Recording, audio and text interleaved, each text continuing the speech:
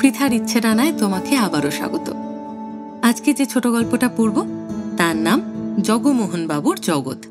লিখেছেন নবনীতা দেবসেন।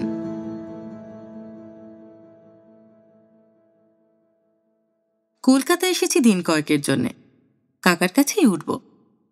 কাকা বছর কয়েক হলো বাড়ি করেছেন নিউ আলিপুরে, একটু ভিতর দিকে। বাস থেকে নেমে রিক্সা নিয়ে যেতে হয়। দুপুর নাগাদ কাকার বাড়ির কাছে পৌঁছে দেখি বাড়ির সামনে মস্ত জটলা। আফটারনুনে রিটায়ার্ড রিক্সাওয়ালা, বাক্স হাতে নাপিত, চাবির গুচ্ছ হাতে চাবিওয়ালা, ছোট খুকির হাত ধরে বিস্ফারিত নেত্র অন্ধ ভিক্ষেওয়ালা এবং অগুন্তি ঝাড়া হাত পা ভিড় কানেওয়ালা রাস্তার মাঝখানে দাঁড়িয়ে এই দুপুর রোদে ঊর্ধ্বমুখী তপস্যা করছে। কারোর মুখে রা নেই। ব্যাপার কি? কিছু দেখছে? কি দেখছে? আরে সর্বনাশ, এ কি কাণ্ড! কাকার বাড়ির পাশের উঁচু পাঁচিলে মই লাগিয়ে চড়েছেন পক্ককেশ এক বৃদ্ধ। তার পরনে কেবল একটা আজানুলম্বিত গামছা এবং একগুচ্ছ উপবিত, এবং হাতে একটি দীর্ঘ বাঁশ। বাঁশটা দিয়ে নিষ্ঠা ভরে খুঁচিয়ে খুঁচিয়ে উনি আমার কাকার দোতলার ঘেরা বারান্দার একটি জানলার কাচের শার্সি ভাঙবার চেষ্টা করছেন। কিন্তু ওর হাতের টেপ ভালো নয়, এবং জানলাটা খিল দেওয়া নেই বলে সেটা বাঁশের খোঁচায় সরে যাচ্ছে। রেজিস্ট্যান্স নেই, কাঁচও ভাঙা যাচ্ছে না। এই রোমহর্ষক দৃশ্যে পথচারীদের মহা উৎসাহ, এবং কারুর কোনো উদ্বেগ আপত্তি নেই। এমনকি কাকার বাড়ি থেকেও কাকপক্ষীটির সারা শব্দ হচ্ছে না। এই মহতী জনসভা ও তার সভাপতিকে দেখে বেশ কিছু ভাববার আগেই আমি শুনতে পেলুম রিকশায় বসে বসেই আমি বিকট চেঁচাচ্ছি, কাকা, ও কাকা, ও কাকিমা, তোমরা কি সব মরে গেছো নাকি? এই লোকটা যে তোমাদের জানলা দরজা সব ভেঙে ফেললে। প্রায় সঙ্গে সঙ্গেই দোতলার বারান্দায় দৌড়ে এলেন কাকিমা। ময়দা মাখছিলেন। দু হাতে ভিজে ময়দার তাল আর দু চোখে বিশ্বের বিস্ময়। বেরিয়েই কাকিমা ফ্রিজ শট। তারপর শুরু হলো স্লো মুভমেন্ট এবং সাউন্ড। প্রথমে সস্নেহে, খোকা এসে গেছিস, আয় ভেতরে আয়। তারপর বজ্র নির্ঘোষে, বলি, ও জগমোহন বাবু, ওটা কি হচ্ছেটা কি শুনি? বাঁশটা ফেলে দিন। কাকিমার বাজখাই আওয়াজে কেঁপে উঠে জগমোহনবাবু পাঁচিলের ওপর থেকে পড়তে পড়তে বাঁশের সাহায্যে অতি চমৎকারভাবে ভারসাম্য সামলে নিলেন। দর্শকদের মধ্যে বাহবা শব্দটা শোনা না গেলেও অনুরূপ ভাবখানা ফুটে উঠল। রাস্তায় যারা দড়ি হাঁটার খেলা দেখায় তাদেরও লজ্জা দিত জগমোহনবাবুর ওই চকিত চমকিত পটুত্ব। জবাব না দিয়ে উনি বেশ আস্থার সঙ্গে পুনরায় স্বকর্মে মনোনিবেশ করলেন। কাকিমা এবার ধমক লাগালো, নামুন বলছি এক্ষুনি পাঁচিল থেকে, পড়ে যাবেন যে, বাঁশটা ফেলে দিন। জগমোহনবাবু মূর্তিমান বিদ্রোহ, বাঁশও ফেলেন না, নামারও নাম নেই। তবে রে, দাঁড়ান তো, দেখাচ্ছি মজা। কাকিমা সবেগে ঘরে ঢোকেন এবং ময়দার তাল রেখে দিয়ে যুদ্ধক্ষেত্রে প্রত্যাবর্তন করেন। এবার বারান্দা থেকে ঝুঁকে পড়ে বাঁশের ডগাটা চেপে ধরে ফেলেন।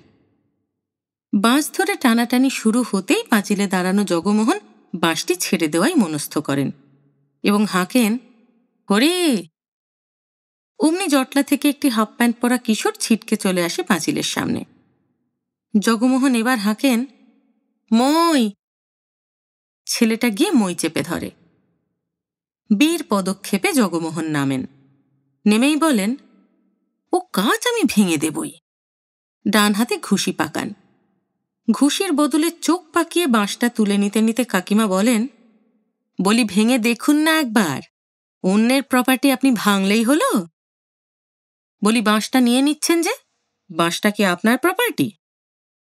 যারই হোক, এটা দিয়ে আমার কাজ ভাঙা হচ্ছিল, এটা আপনার জরিমানা। জরিমানা মানে? কাজ তো ভাঙেনি। ভাঙলেও জরিমানা নেই, ওটা ভাঙা আমার রাইট। এবার কাকিমার আত্মবিশ্বাস টলে যায়। অন্যের কাজ ভাঙা আপনার রাইট? বলি, মাসটা কি খেয়াল আছে কিছু?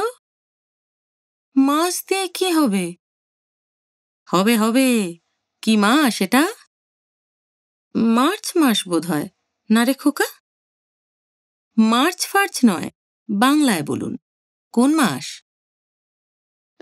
চৈত্র। তবে জেনে শুনে চৈত মাসে আপনি জানলা খুলে রাখবেন আর আমার ভাঙবার রাইট নেই? কাকিমা বললেন, চৈত মাসে জানলা খোলা যাবে না কোন পঞ্জিকায় এমন বিধান আছে শুনি? রসিকতা ছাড়ুন, বলুন দেখি চৈত মাসে কি হয়? এবার কাকিমা স্পষ্টত মুশকিলে পড়েন। চৈত্র মাসে তো কত কি হয়। ভেবে ভেবে বলতে থাকেন, কি হয়? মেলা, চড়ক, গাজন, ও নীলের উপোস গোষ্ঠ, বর্ষ শেষ উৎসব, তাহলে রবীন্দ্র জয়ন্তী, আর কখনো কখনো দোলও হয়। জগমোহনবাবু কেবলই মাথা নাড়েন। শেষে বলেন, আপনার মাথা আর মুন্ডু। চৈত মাসে কাল বৈশাখী হয়, আর কাল বৈশাখী হলেই আপনার ওই জানালার কাজগুলো সব ভেঙে ভেঙে আমার প্রপার্টিতে পড়বে, আর আমরা আনপ্রিপেয়ার্ড ইনোসেন্টলি ওই ভাঙা সার্সির টুকরোয় পা দিয়ে ফেললে রক্তগঙ্গা হবে। দেখতেই পাচ্ছেন আপনার ঝুল বারান্দার জানলার পাল্লা আমার গলির উপর খুলেছে। ও জানালা আমি যদি ভাঙি, আমি লিগালি ওকে, বুঝেছেন? নইলে আর দিন দুপুরে এক গঙ্গা লোকের সম্মুখে। শুনুন, নিজের প্রপার্টিতে এসে পড়া ফরেন জিনিস আমি নিশ্চয়ই ভেঙে দিতে পারি, যেমন গাছের ডালপালা, তেমনি জানলার পাল্লাই বা নয় কেন। ভেবে চিন্তে আগে থেকেই ভেঙে রাখলে আর পরে যখন তখন কাজ ভেঙে হাত পা কেটে উন্টে ঢবার ভয় থাকবে না। ওই দেখুন, প্রিপারেশন কমপ্লিট। জগমোহনবাবু গলির দিকে আঙুল দেখালেন। চেয়ে দেখি গলিতে রেড কার্পেটের মতো করে চট বিছানো। কাজ ভেঙে ওইতে পড়বে, ওইতে করে গুটিয়ে নিয়ে গিয়ে কাবাড়িওয়ালাকে বেচে দেব। এবার বাঁশটা দিয়ে দিন, কাজটা ভেঙে ফেলি। জগমোহনবাবু কনফিডেন্টলি হাত বাড়িয়ে দেন ওপর দিকে। দুই চক্ষু কপালে তুলে ময়দা মাখানো হাত গালে দিয়ে কাকিমা বললেন, ও বুঝেছি, কবে কালবৈশাখী উঠবে তখন যদি আমার জানলা খোলা থাকে তবে কাজ ফাটতেও পারে, আর সেই ফাটল যদি বাড়ে তবে একদিন সার্সি ভেঙে যেতে পারে, আর সার্সি ভাঙলে সেই কাচের টুকরো আপনার গলিতে খসে পড়তে পারে, আর আপনি সেই ভাঙা কাচের উপরে ইচ্ছে করে চোখ বুজে জুতো খুলে হেঁটে চলে বেরিয়ে আপনার পা কেটে ফেলতে পারেন। তাই আগে থেকে সতর্ক হয়ে আপনি আমার নতুন জানলার সার্সিগুলো বাঁশ দিয়ে ভেঙে রাখছেন। বাবা, বেশ বেশ। তা আজ বাদে কাল আপনার ছেলেটা বড় হবে, আমার মেয়ে ততদিনে বিদেশ থেকে ফিরতে পারে, আপনার ছেলে তার সঙ্গে ঘুরে টুরে বেড়াতে যাইতে পারে, সে বড় কেলেঙ্কারি হবে। আমিও বরং সাবধান হই, আপনার ছেলের হাত পাগুলো এই বেলা ভেঙে রাখি, তখন আর কষ্ট করে গুন্ডা টুন্ডা লাগাতে হবে না। গম্ভীরভাবে মাথা নেড়ে জগমোহনবাবু বললেন, এই তো আপনাদের লিগাল নলেজ না থাকার ফল। ভুল অ্যানালজি, ভুল আর্গুমেন্ট, সব ভুল। দুটো কেস মোটেই এক নয়। যা বললেন তেমন কেস যদি হয় তখন লিগাল যা যা করার আমি তা করব। সে যাগ্গে, আপনাদের জানলাটা আমি ভাঙবই। আজ না হোক কাল, দিনে না হোক রাতে, বলে গটমট করে বাড়িতে ঢুকে গেলেন জগমোহনবাবু। এতক্ষণ মই ঘাড়ে হরি অপেক্ষা করছিল, পিছু পিছু সেও ঢুকল। কাকিমা একটু বাদে শপথ কঠিন স্বরে বলেন, কি করে কেউ ভাঙে আমার জানলা আমি দেখব, জানলাটা খুলবই না। আশ্চর্য, ও বাড়ির জানলা থেকে জবাব চলে এলো চটপট, জানলা যদি কেউ না খোলে তবে আমি ভাঙবই বা কেন? আমার প্রপার্টির উপরে ইনফ্রিঞ্জমেন্ট না হলে তো লিগালি আমি অন্যের জানলা ভাঙতে পারি না। জগমোহনবাবুর পিছনে হরি উঁকি মারছে। লিগালি কেউই কখনো কারুর জানলা ভাঙতে পারে না। এতক্ষণে আমি আসরে নামি, আপনি তখন থেকে যা তা বলছেন। পারে মশাই, পারে, ওসব আপনি বুঝবেন না, বড় জটিল তত্ত্ব। Legal sense is not common sense, বুঝলেন? তারপর কাকিমার দিকে আঙুল দেখিয়ে, উনি তো আরই বুঝবেন না, একটি ঘোর অশিক্ষিত মূর্খ স্ত্রীলোক বই তো নন। মুহূর্তের মধ্যে পিছন ফিরে দৌড়ে জানলা থেকে অন্তর্হিত হন জগমোহনবাবু। চট করে কাকিমাকে মন্দ কথাটা বলেই পিছন পিছন দৌড়য় হরিও। জানলা ফাঁকা। এবার আমি ভয়ানক রেগে উঠি। ব্যাটা কাপুরুষ। কাকিমা কিন্তু রাগেন না, হেসে ফেলেন এবং আমাকে টেনে ঘরে নিয়ে যান। দূর দূর, ও পাগলের সঙ্গে কথা বলে কি হবে খোকা? ওটা কি মানুষ? তবে জানলাটা সত্যি সামলে সুমলে খুলতে হবে।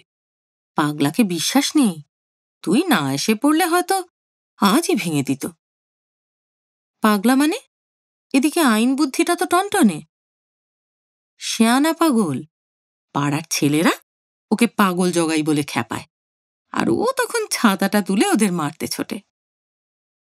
কাকা স্নান করে বেরিয়েছেন। ব্যাপার বুঝে নিয়ে বললেন, লোকটা কিন্তু সত্যি সত্যি উকিল। রিকশাওয়ালা, ইটপাতা, নাপিত, ওদের কি সব লাইসেন্স টাইসেন্স করিয়ে দেয় কোর্ট থেকে। ওরা তো ওকে উকিলবাবু বলেই ডাকে। ও দিব্যি ফ্রিতে চুলদারি কাটিয়ে নেয়, বাস স্টপ থেকে বাড়ি অবধি ফ্রি রিকশা চেপে আসে। ওই একটা ইম্পসিবল ক্যারেক্টার। জগমোহনবাবুর কাণ্ড কারখানা চোখে না দেখলে কেউ বিশ্বাস করবে না রে খোকা। এই নিউ আলিপুর তল্লাটে ওরকম গামছা পরা বাড়িওয়ালা ফুটপাতের উকিল তুই আর দুটি পাবি না। সারাদিন কেবল জগমোহনবাবুর কীর্তিকলাপ শুনতে শুনতেই কেটে গেল। সত্যি সেলুকাস সাহেবের সঙ্গে আলাপ করিয়ে দেবার মতন বৈচিত্র্যপূর্ণ ব্যক্তি। আমার কাকা মোটেও পরচর্চা করার টাইপ নন, কথাই বলেন তিনি অতি সামান্য। সেই কাকাই শুরু করলেন জগমোহন প্রসঙ্গ। এই ফাঁকা প্লটটায় বাড়ি করে অবধি জগমোহনবাবু আমাদের পাড়া শুদ্ধ প্রত্যেকের পিছনে উড়ি বেড়ি দিয়ে লেগেছেন। কেবল কি আমার সঙ্গেই? মোটেই না। ডাইনে বাঁয়ে সামনে পিছনে যে যেদিকে আছে প্রত্যেকের সঙ্গে ওর ঝগড়া। ওর সরু লম্বাটে এক চিলতে জমি পড়েছে মাঝখানে। এধারে পাশাপাশি আমরা দুবারই, আমি আর ডক্টর ধর। ওপাশে সামনের দিকে ছোট প্লটে সেনগুপ্তরা, আর পেছন দিকের বড় প্লটে ওই 10 তলা বাড়ি উঠেছে। আর ওর পিছনে পুরো উত্তর দিকটা জুড়ে আছেন হৈমন্তী দেবী, তোদের ফিল্ম স্টার। জগাই প্রত্যেকটি বাড়ির সঙ্গে কিছু বাঁধিয়ে রেখেছে। তুই আজ স্বচক্ষে দেখলি তাই। নইলে আমি যদি থানায় ফোন করে বলি বেলা 12টার সময় পাঁচিলে চড়ে বুড়ো জগমোহনবাবু বাঁশ দিয়ে খুঁচিয়ে ইচ্ছে করে আমার জানলার শার্সি ভাঙছেন, তুই কি মনে করিস পুলিশ আসবে? ওর ওটাই মজা। এমন কাণ্ড করে চোখে না দেখলে কানে শুনে কারুর বিশ্বাস হবে না। তোর কাকিকে জিজ্ঞেস কর, সব বলবে। কাকিমা বললেন, কত বলবো আর কত শুনবি, কোনটা দিয়ে শুরু করব বলতো? এই ধর সেদিন সেনগুপ্তের মেয়ের বিয়ের ঘটনাটাই। গায়ে হলুদ হচ্ছে, ছাদে মেয়েরা সবাই গেছি। কোথায় যেন ক্যাচর ক্যাচর করে একটা শব্দ হচ্ছে অনেকক্ষণ ধরে। কিসের শব্দ কিসের শব্দ, শেষে দেখা গেল জগাই এই ঠিক আজকের মতো মই নিয়ে পাঁচিলে চড়েছে। চড়ে একটা কাঁটারি দিয়ে সেনগুপ্তের ম্যারাপের বাঁশের ডগাগুলো কুপিয়ে কুপিয়ে কাটছে। সেনগুপ্ত ছুটে গেল, ও কি মশাই, আরে কি করছেন মশাই? জগা বললে, ওইসব বাঁশের ডগারা কেন ইল্লিগালি জগার বাড়ির গলির মধ্যে বেরিয়ে রয়েছে, সেনগুপ্তের বাড়ির সীমানা পেরিয়ে।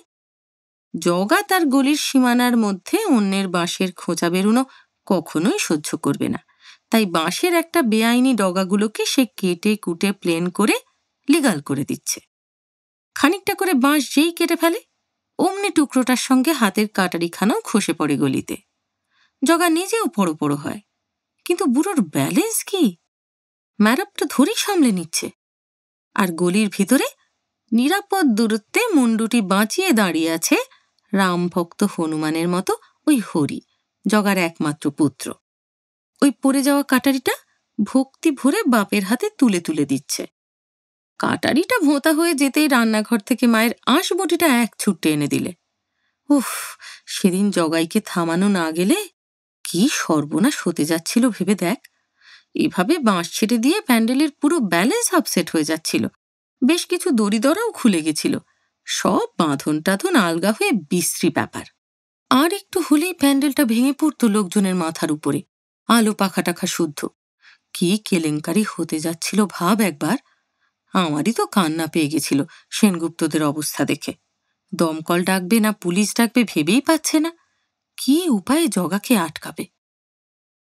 কাকা বললেন, জগা যা করে সব সে আইন বাঁচিয়ে করে। বেটা উকিল হয়েছিল যেন কেবল এইসব বেয়াক্কেলে বজ্জাতি করবার জন্যই। উফ, পাড়ার লোকের হাড়ে দুব্বো গুজিয়ে দিলে। আমি ব্যস্ত হয়ে পড়ি। তারপর তারপর শেষ পর্যন্ত থামানো হলো কেমন করে ওকে? কেমন করে আবার? পাড়ার ছেলেরা মার মার শব্দে তেড়ে এলো যেই হকি স্টিক নিয়ে, তক্ষুনি বাঁশ কাটা বন্ধ হয়ে গেল। সেই থেকে সেনগুপ্তের সঙ্গে মুখ দেখা দেখি নেই বলে কাকা চুরুট বের করলেন। কাকিমা বললেন, মুখ দেখা দেখি কার সঙ্গেই বা আছে? ওই ওপাশের হৈমন্তী দেবীর ব্যাপারটা বলো খোকাকে। কাকা চুরুট ধরাতে ব্যস্ত ছিলেন, বললেন, তুমিই বলো। কাকিমা মহোৎসাহে শুরু করলেন, হৈমন্তীদের সঙ্গে আর এক কাণ্ড। হৈমন্তী তো ফিল্ম স্টার, গর্বে তার মাটিতে পা পড়ে না। পাড়ার সব যেন লোক না পোক, কারুর সঙ্গেই যাতায়াত নেই।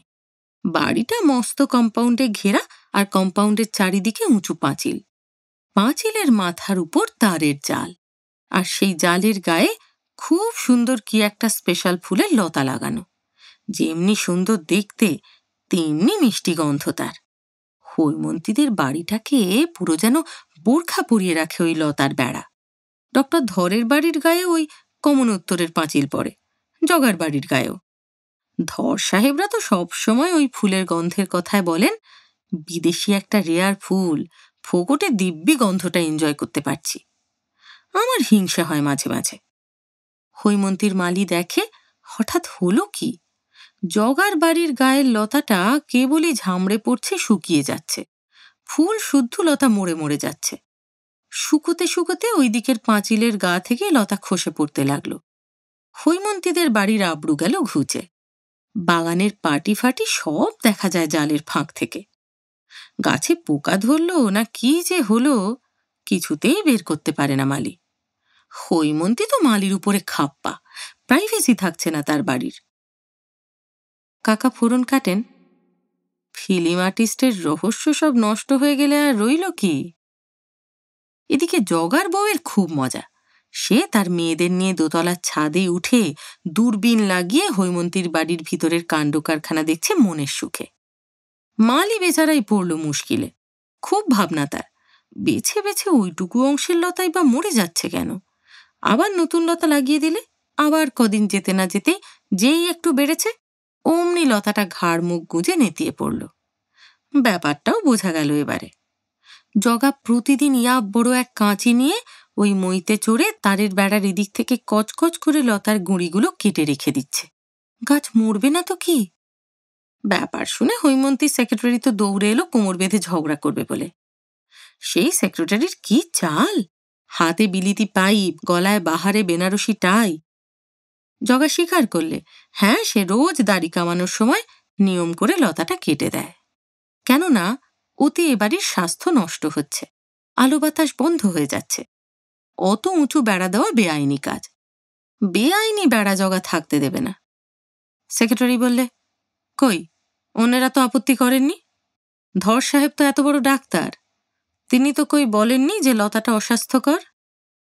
জগা বললে, ধর সাহেব যাই বলুক সেটা জগার বেলাতে প্রযোজ্য নয়। অনেকে তো ডাস্টবিনের খাদ্য কুড়িয়ে খায়, তারা ওটা অস্বাস্থ্যকর বলে মনে করে না। ধর সাহেবের আলো বাতাস না লাগতে পারে, জগার লাগবে।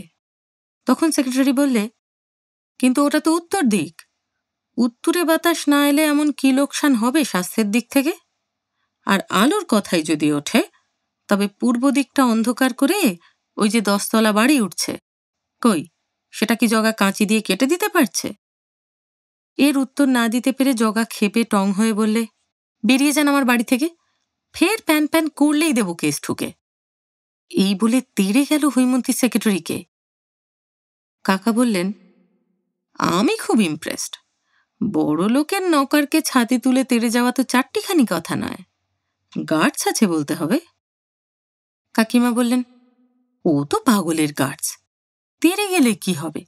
টাকার জোর যার, তার সঙ্গে পারবে কেন? জগার কেস ঠুকবোতে ঘাবড়ে না গিয়ে সেও দিয়েছে মুখের উপর জুতো। জগার বাড়ির অংশটুকুতে তাদের বেড়ার বদলে খাড়া কংক্রিটের দেওয়াল তুলে দিয়েছে বিশাল উঁচু করে। এখন সত্যি সত্যি আলো বাতাস আটকে গেছে বেচারার, ভাঙতেও পারছে না। বুঝছে ঠেলাখানা, অকারণে অন্যের সঙ্গে লাগতে যাওয়ার ফল। আমি বলি, তবু বিশ্বাস নেই কাকা? উনি যেমন মানুষ মনে হচ্ছে, একদিন দিলেন হয়তো ডিনামাইট বসিয়ে পাঁচিল উড়িয়ে, যদি জেদ চাপে। কাকা নির্বিকার গলায় মন্তব্য করেন, তা খুব ভুল বলিসনি খোকা, তাও জগা পারে, কিছুই ওর পক্ষে অসাধ্য নয়। ডক্টর ধরের বাগানে তো আগুনের গোলা ছুড়েছিল কদিন আগেই।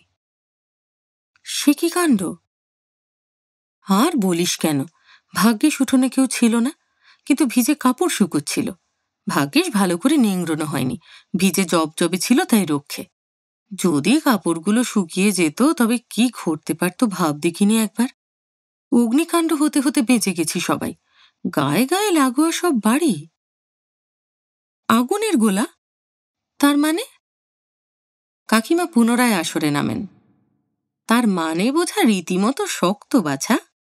ধরগিন্নির কাপড়খানা পুড়ে এই এত বড় বড় গর্ত হয়ে গেছে, চুইয়ে চুইয়ে পুড়ছে। আগুন যে ধরে যায়নি এই বাঁচোয়া। রান্নাঘরের জানলা দিয়ে আমি প্রথম দেখতে পেলাম যে ধরদের উঠোনে বড় বড় আগুনের বল এসে পড়ছে। চেঁচামেচি করতেই ধরগিন্নি বারান্দায় বেরিয়ে দেখলেন জগা তার বাড়ির গলিতে দাঁড়িয়ে শুকনো পাতা কুড়িয়ে কুড়িয়ে গোলা পাকাচ্ছে, তারপর তাতে আগুন ধরিয়ে দেওয়াল টপকে এদিক ওদিক ছুঁড়ছে। ধরগিন্নি চেঁচিয়ে উঠলেন, এ কি কাণ্ড, এ কি হচ্ছেটা কি, এ কি সর্বনেশে ইয়ার কি? জগা বললে, ইয়ার কি কে বললে? আপনাদের ওই গাছের পাতা ঝরে ঝরে আমার ঘরদোর নোংরা করছে, তাই আপনার সাধের গাছের পাতা আবার আপনাকেই ফিরিয়ে দিচ্ছি। ধরগিন্নি বললেন, তা আগুনটা কেন? জগা বলল, ওটা দৃষ্টি আকর্ষণের জন্যে, এক্সট্রা। গাছটা এদিক থেকে আমি তো কেটে ফেলতে পারবো না, ওটা আপনাকেই কাটতে হবে। ধরগিন্নি বললেন, কখনো গাছ কাটবো না। জগা বললে, অবিলম্বে কাটুন, না যদি কেটেছেন আর পাতা যদি আরো পড়েছে, তবে কিন্তু আমি ফের পাতার ডালা পাকিয়ে ছুঁড়ব। এবারে বিকেলের দিকে, ঠিক কাঁচা কাপড় যখন শুকনো। আমি না বলে পারি না। বাপ রে বাপ, কি লোক! ডক্টর ধর কি করলেন? কাকিমা বললেন, করবেন আবার কি, গাছটা সত্যি সত্যি কাটিয়ে ফেললেন। বলা তো যায় না আগুন লাগিয়ে দিতে কতক্ষণ। যা ডেঞ্জারাস ব্যক্তিটি, সেই থেকে ধরদের সঙ্গেও আদায় কাজ গলায়। কিন্তু ও যা চাইবে তাই পেয়ে যাবে, কুচক্রিয়ার পাগলাটে বলে। কাকিমা বললেন, কোথায় আর পাচ্ছে, ওই তো হৈমন্তী মুখের উপর 1.5 তলা দেওয়াল তুলে দিলে আলো বাতাস আটকে। আমরা কি আর গ্যারেজটা তুলিনি? আমি বললাম, তার মানে? কাকিমা শুরু করলেন, যখন ওই গ্যারেজটা বানানো হচ্ছে, মানে তোর কাকার তো আগে গাড়ি ছিল না, এখন গাড়িটা কিনেছেন, গ্যারেজও তৈরি করাতে হলো। ওমা, রাজমিস্ত্রিরা এসে আমাকে বললে, এক বাবু কাম সব গড়বড় কর দেতা হ্যায়, বহুত হাল্লা গুল্লা করতা, কাম করনে নেই দেতা। কি ব্যাপার? গিয়ে দেখি 2 হাতে কোমরে গামছাটি চেপে ধরে জগায় ছুটে পালাচ্ছে। সদ্য গড়া দেওয়ালটুকু লন্ডভন্ড ভাঙা, ইট সিমেন্ট সব ছড়কুটে আছে। দেখে তো আমার মাথা গরম হয়ে গেল। এত বড় আসপদ্দা আমার বাড়িতে ঢুকে আমার দেওয়াল ভেঙে দেওয়া, এ আবার কোন আইনে চলে? তোর কাকাকে গিয়ে বললুম। কাকাও তেমনি, তিনি জগাকে গিয়ে বললেন, কি মশাই, আপনি নাকি আমার গ্যারাজের দেওয়াল ভেঙে দিয়ে পালিয়ে এসেছেন? পালাবো কি জন্যে? দেখতেই পাচ্ছেন আমি নিজের বাড়িতে বসে রয়েছি। আমার গ্যারাজ ভেঙে দিয়ে এসেছেন কি না? তা দিয়েছি। কেন বলতে পারেন? ওটা ইললিগাল কনস্ট্রাকশন, কর্পোরেশনকে খবর দিলে ওরাই এসে ভেঙে দেবে। আমি বরং আপনার পয়সা বাঁচাতে আগেই ভেঙে দিচ্ছিলুম। আপনার মাথা আপনার আইনের নিকুচি করেছে, নিজের তো গ্যারাজ করেননি, ওই আইনগুলো আপনার জানা নেই। জগা বললে, খুনের সাজা কি তা জানতে নিজে খুন করবার দরকার হয় কি? কাকা রেগে বললেন, থামুন মশাই, কবে আইন পড়েছিলেন সব ভুলে মেরে দিয়েছেন। আপনার লয়ের টেক্সট বইগুলো আর একবার করে পড়ুন গে। আইনে বলে আমার বাড়িতে আমি 11 ফুট পর্যন্ত উঁচু গ্যারাজ করতে পারি। বুঝলেন? যা পারি তাই করছি, করব। বেশি ঝঞ্ঝাট করলে পুলিশ ডাকব। তখন নিজের বুকে টোক্কা মেরে জগা বললে, পুলিশ? সেও এই আইনের চাকর, বুঝেছেন? পরদিন জগা একটা টিনের চেয়ার পেতে ওর দিকের গলিতে এসে বসল, হাতে একটা অ্যালুমিনিয়ামের গজ ফিতের কৌটো, যেন আমাদের কনস্ট্রাকশন সুপারভাইজার। মিস্ত্রিরা দেওয়াল গাঁথে আর মাঝে মাঝে রোকো বলে লাফিয়ে এসে পিরিং পিরিং করে কৌটো থেকে স্প্রিংয়ের গজ ফিতে বের করে জগা এসে হাইট মাপে।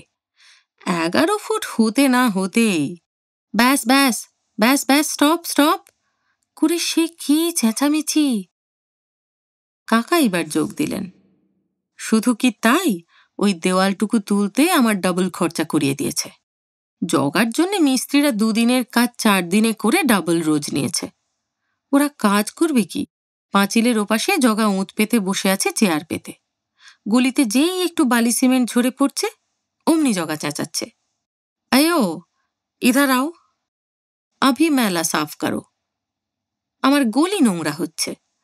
মিস্ত্রিরা যত বলে এখন একটু অমন পড়বেই, দিনের শেষে গিয়ে একসঙ্গে সব ধুয়ে মুছে দিয়ে আসবো, তা চলবে না।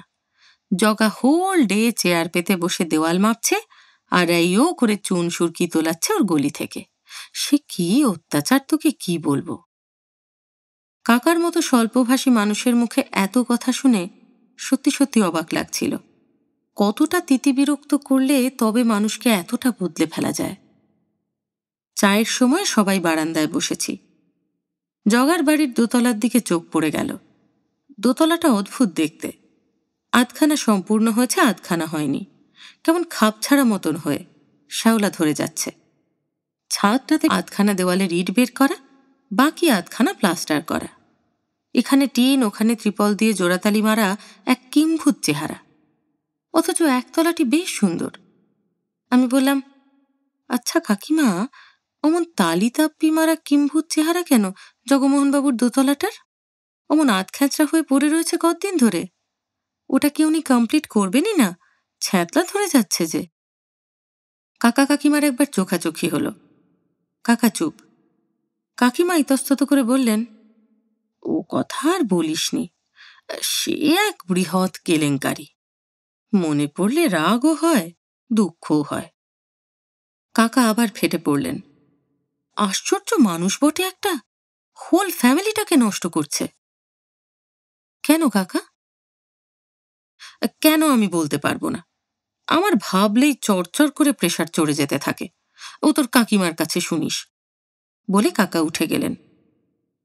কাকিমার দিকে প্রশ্নসূচক চোখে তাকাতেই কাকিমা শুরু করলেন, সত্যি ব্যাপারটা এমন বিশ্রী না, তোর কাকা এই প্রসঙ্গটাই সইতে পারেন না। ওই যে ওপাশে 10 তলা বাড়িটা দেখছিস না, ওইটা যখন উঠছে, জগমোহনের দোতলাটাও সে সময় উঠছিল। ঝরঝর করে দিব্যি লিন্টেল অব্দি উঠে গেল। এমন সময়ে একদিন রাত্রিরে পাড়ায় প্রবল হইচই। 10 তলা বাড়ির দারোয়ানরা চোর ধরেছে। কি ব্যাপার? পাড়া শুদ্ধ ভেঙে পড়ল চোর দেখতে। তোর কাকাও গেছলেন। দারোয়ানদের ঘরে এক অপূর্ব দৃশ্য। বেটে খাটো এক নেপালি দারোয়ান দুহাতে জাপটে ধরে আছে জগাগিন্নিকে। জগাগিন্নি যেন পাথর, মুখে একটিও শব্দ নেই, মাথায় 1 হাত ঘোমটা, হাতে 1 বালতি সিমেন্ট, আর গলিতে সারবন্দি বালতি ভরে ভরে সিমেন্ট, বালি, চিপস সাজানো, আর নিচু পাঁচিলের মাথায় থাকে থাকে ইঁট রাখা। পাঁচিলের ওধারে জগা নিজের উঠোনে দাঁড়িয়ে খুব লম্ফঝম্প করছে, পরনে গামছা, হাতে বালতি। এ বাড়িতে না এসেই চেঁচাচ্ছে, আয় छोड़ दो আমার पत्नी কার হুকুমে উসকো পাকড়ায়া? কোন সাহসে তুম উসকো গায়ে হাত দিয়া? রাস্কেল কাহা কা, আভি হাম কেস কর দেগা তোমাদের প্রত্যেকের নামে। এদিকে দারোয়ানরা জগার গিন্নিকে ঘিরে রেখেছে, মোটেই ছাড়ছে না। কেস করবে শুনে বাহাদুর বললে, हम थोड़ा ही बीबी जी को आपके घर से पकड़ के लाया, वो आया क्यों हमारे घर पे? জগা বললে, উনি তো তোমাদের টিউকল থেকে জল আনতে গেছেন। দারোয়ানরা বলল, इतनी गहरी रात में तो बाल्टी में पानी नहीं सीमेंट क्यों? জগা ডেসপারেট, বললে, রাত্রিরেও তো দেখতে পাইনি। দারোয়ানরা বললে, রোজ রোজ এই কাণ্ড হচ্ছে। এইসব বালতি ভরে উনি পাঁচিলের উপরে দিব্যি পাচার করেন। ইট, সিমেন্ট, চুন, সুরকি সবকিছু। ওদিকে লাইন দিয়ে দাঁড়িয়ে থাকে জগমোহনবাবুর মেয়েরা তার নেতৃত্বে। আর পাঁচিলে উঠে বসে হরি এপার ওপার করে তার বাবা মাকে সাহায্য করে বালতি চালাচালির কঠিন কর্মে। সে ঝুপ করে নেমে পালিয়েছে। ধরা পড়েছেন কেবল গজগামিনী জগমোহিনী। নেপালি দারোয়ান বললে, हर रोज माल चोरी हो रहा। कॉन्ट्रैक्टर साहब हम लोगों को बहुत परेशानी करते हैं, लेकिन चोर नहीं पकड़ जाता। জগমোহন হাঁক পাড়ে নিজের বাড়ি থেকে, আহ, চুরি কেন হবে? একে মোটেই চুরি করা বলে না। दारोआन बोले, रात में घर का अंदर घुसकर चीज उठा के भागने को क्या कह जाता है बाबूजी? आई, एकदम चुप। अभी छोड़ दो हमारा वाइफ को, নইলে আমি এক্ষুনি পুলিশ ডাকবো। জগা ভাঙে তবু মচকায় না। দারোয়ানরাও পুলিশ ডাকতে যাবেই। শেষে পাড়ার সবাই মিলে অতি কষ্টে জগার বউকে বাঁচালো। আমি বললাম, তবে যে কাকা বলেন জগমোহনবাবু সর্বদা আইন বাঁচিয়ে চলেন, এর বেলায় তো পুরোই বেআইনি কর্মটি করলেন। কাকা ইতিমধ্যে ফিরে এসেছেন চুরুট ধরিয়ে। বেআইনি হলে কি হবে? ব্যাটা ঘুঘু নিজে ঠিক বেঁচে গেছে। সে তো এবাসে মোটে আসেইনি। চুরি করতে নিজে না এসে মোটা বউটাকে পাঠানো কেন? সব বেআইনি অন্যের উপরে। নিজে তো গ্রেপ্তার হয়নি, হয়েছে তার বউ। খুব চালু লোক।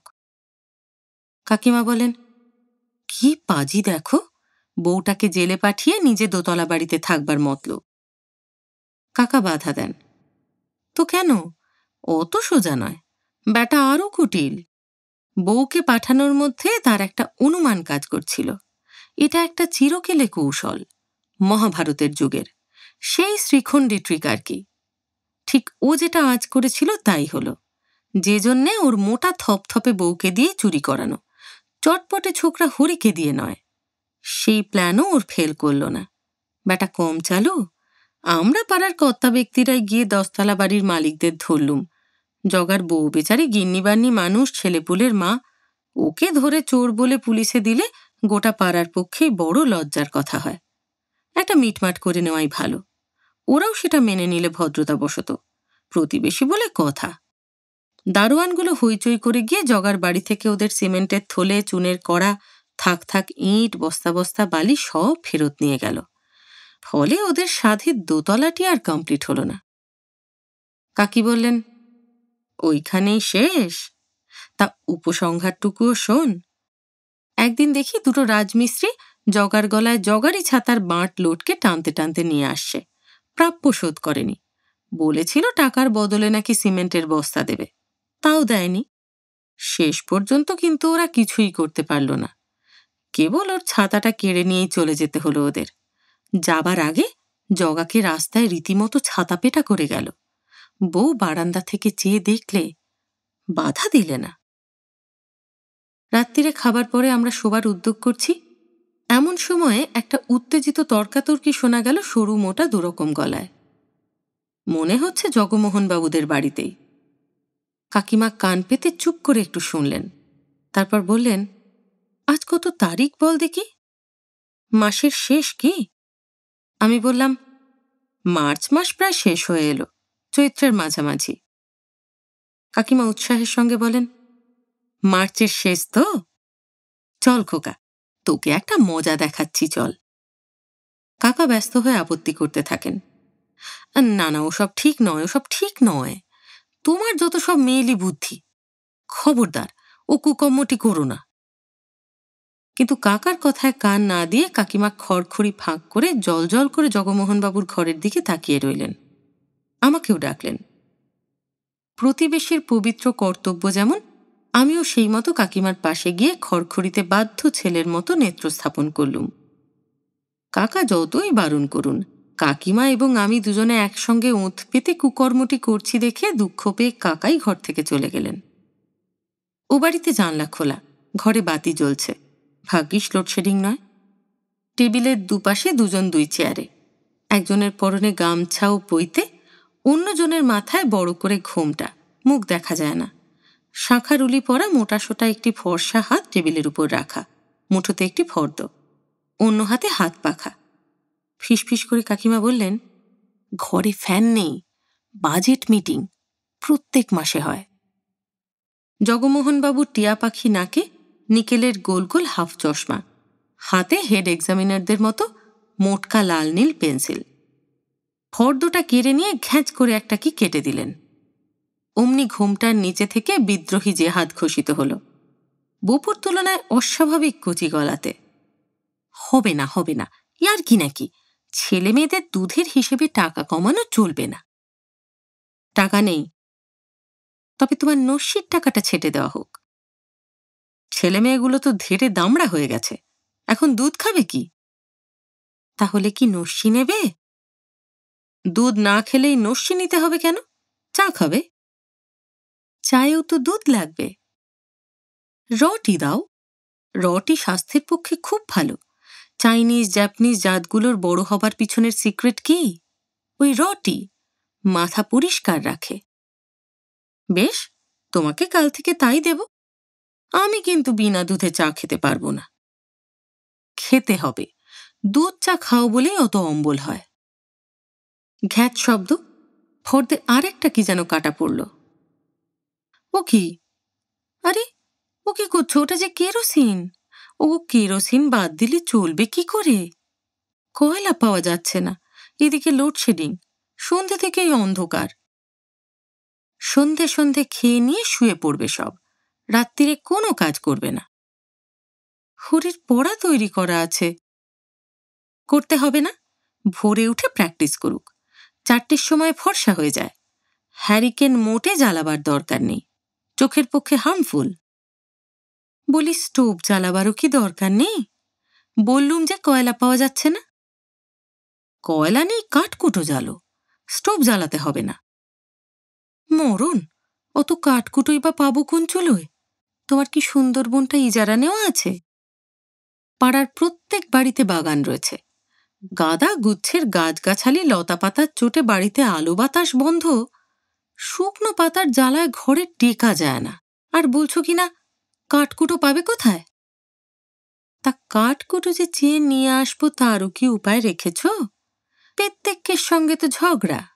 সেদিন এক কলসি জল চাইতে গেছিল বড় খুকি ও বাড়ির টিউকল থেকে। ওরা নাকি বলেছে বাড়িতে আগুন দিয়ে আবার জল চাইতে আসা হয়েছে, লজ্জাও করে না। আমাদের কেউ ঢুকতে দেবে বাগানে? তাহলে আর উপায় নেই, হরিকে রাস্তা থেকে ছেঁড়া কাগজ কুড়িয়ে আনতে পাঠাও। না, যাবে না হরি। হ্যাঁ গো, তোমার কি লজ্জা করে না? বাড়ি শুদ্ধ লোককে তো চোর করেছ, এবার পথের ভিকিরিও করবে? রাস্তায় রাস্তায় কাগজ কুড়োতে যাবে ছেলেটা। না গেলে গোষ্ঠীর পিণ্ডি রান্না করবে কি দিয়ে? কয়লা দিয়ে এবং কেরোসিনের স্টোভ জেলে। ও টাকা কমানো চলবে না, ও টাকা আমি কিছুতেই কমাতে দেবো না। তুমি তো একটা বদ্ধ উন্মাদ। আমার বাপ মা আমাকে হাত পা বেঁধে জলে ফেলে দিলে এর চেয়ে ভালো করতো। একটা ঝি রাখবে না, একটা চাকর রাখবে না। স্কুল থেকে টেনে বের করে এনে মেয়ে 3টেকে বিনা কারণে ঘরে বসিয়ে রেখেছ। বিদায় দেবার নাম নেই, কলেজেও দেবে না। ছেলে মেয়েগুলো সব ঝি চাকর হয়ে গেল গো, ঘর মুছতে বাসন মাজতেই দিন যায় তাদের। এখন বলছো রাস্তায় কাগজ কুড়ুনি হতে?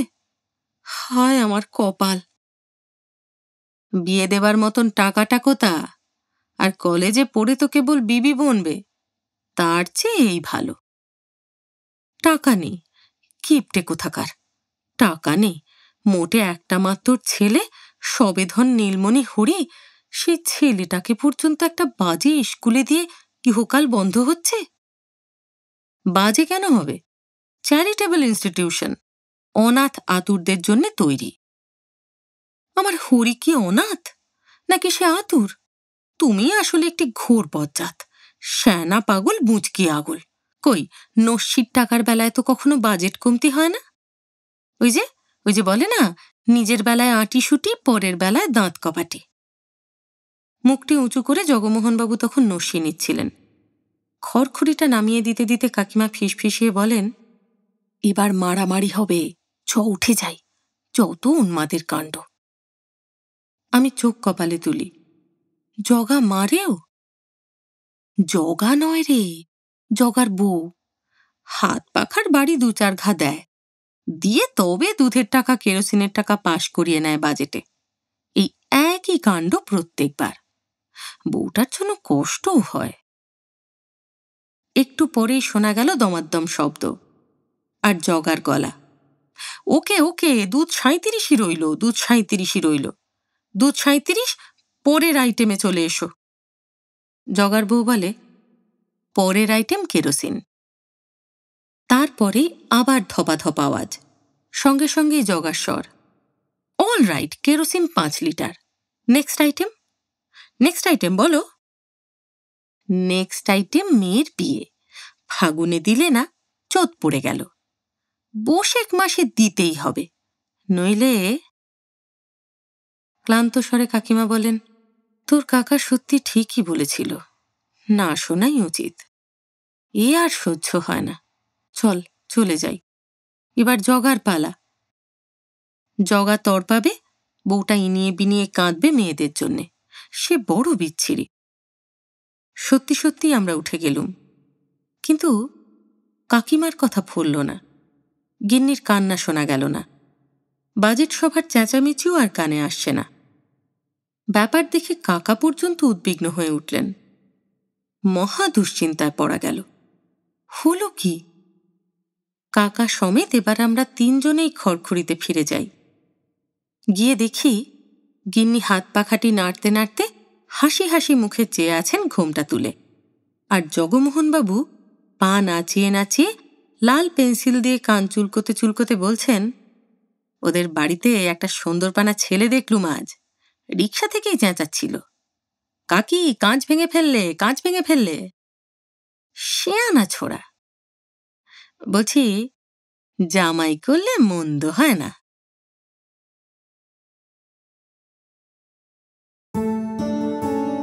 এই জগমোহনবাবুর পরিবার সাংঘাতিক এক পরিবার।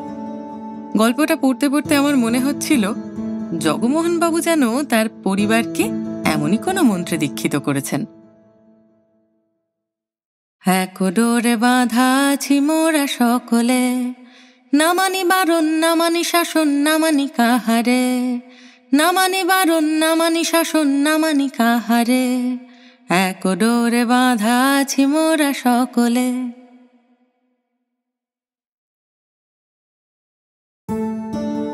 প্রত্যেক পাড়াতেই বোধ হয় জগমোহনবাবুর মতো এমন একজন অদ্ভুত চরিত্র বাস করেন, যার উপর পাড়ার সবাই ক্ষেপে থাকে।